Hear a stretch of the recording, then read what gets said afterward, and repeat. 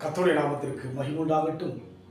நேற்று நாம் தியானித்த வண்ணமாக அவருக்குள் ஜீவன் இருந்தது, அந்த ஜீவன் மனுஷருக்கு ஒளியாய் இருந்ததாக யோவானின் மூலமாக ஆண்டவர் வெளிப்படுத்துகிற விசேஷமான வார்த்தைகள். இந்த 4 சுவிசேஷ புத்தகத்தில் யோவானுடைய சுவிசேஷ புத்தகம் என்பது சிறப்பு நிறைந்த ஒரு புத்தகம். இயேசு கிறிஸ்துவை தெளிவாக நமக்கு விளக்கி காண்பிக்கின்ற ஒரு விசேஷமான புத்தகமாக இருக்கிறது. நாம் யாவரும் விசேஷித்த ஜனங்கள். உலக ரீதியான பண்டிகை விட தேவனுக்கும் நமக்கும் உள்ள உறவை என்ன என்பதை அறியும்படியான விசேஷித்த ஜனங்களாக தேவன் நம்மை தெரிந்து வைத்திருக்கிறார். இந்த வேளையில் கூட நாம் தியானிக்கும்படியாக அது யோவான் இந்த சுவிசேஷம் 1ஆம் அதிகாரம் 9ஆம் வசனம். உலகத்தில் வந்த எந்த மனுஷனையும் பிரகாசிக்கிற ஒளியே அந்த மெய்யான ஒளி.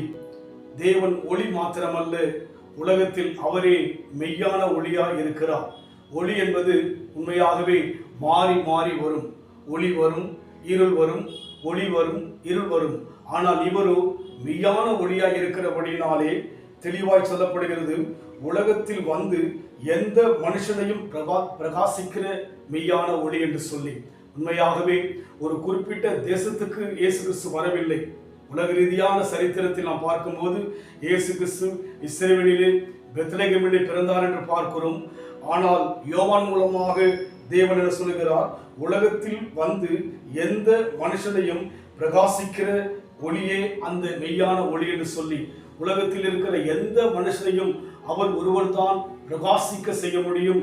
காரணம், அவரே மெய்யான ஒளியாய் இருக்கிறார். அதனால் இயேசு கிறிஸ்து இந்த உலகத்தில் இருக்கிற எல்லா மக்களுக்கும் உரியவராக, எல்லா மக்களையும் நேசிக்கிறவராக, இந்த உலகத்தை படைத்தவராய் இருக்கிறபடினாலே இன்றைக்கு நம் வாழ்க்கையில் கூட நாம் அதை தெளிவாய் அறிந்து நம் வாழ்க்கையிலே நாம் தேவனுக்கென்று வைராக்கியமாக வாழ வேண்டும்.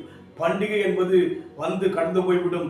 ஆனால் தேவன் யாரென்றால் உலகத்தில் உள்ள எந்த மனுஷனையும் பிரகாசிக்கின்ற மெய்யான ஒளியாய் இருக்கிறார். நமக்குள்ளே அந்த பிரகாசத்தை கொடுத்திருக்கிறபடினாலே ஏசாயா சொல்வது போல எழும்பி பிரகாசிக்க நாம் எப்ப கொடுக்க வேண்டும். தேவன் நம்முடமாக அற்புதங்களை செய்ய இன்றைக்கும் ஆயத்தமுள்ளவராய் இருக்கிறார்.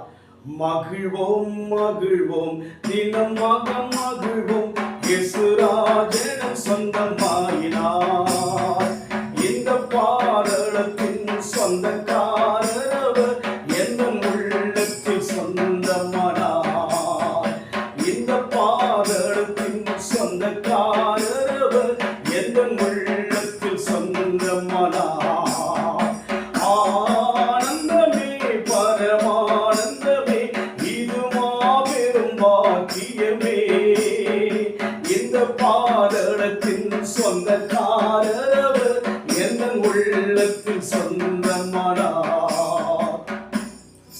நமக்குள்ளே இயேசு பிரகாசிக்கின்றவராக, நமக்குள்ளே ஒளியாய் வாசமிடுவதற்காக நன்றி சொல்வோம். அன்பின் ஆண்டவரே, எங்களுக்குள்ளே நீ பிரகாசிக்கும்படியாக ஒப்புக் கொடுக்கிற ஐயா. நீர் எங்கள் மூலமாக வெளிப்படுவீராக, மகிமைப்படுவீராக, ஆசீர்வதிக்கும்படியே எங்களை தாழ்த்து கொடுக்கிற ஐயா. பொறுப்படுத்திக் கொள்ளுங்க. இயேசுவின் நாமத்தில் பிதாவே, ஆமென். கர்த்தர் ஆசீர்வதிப்பாராக. God bless you.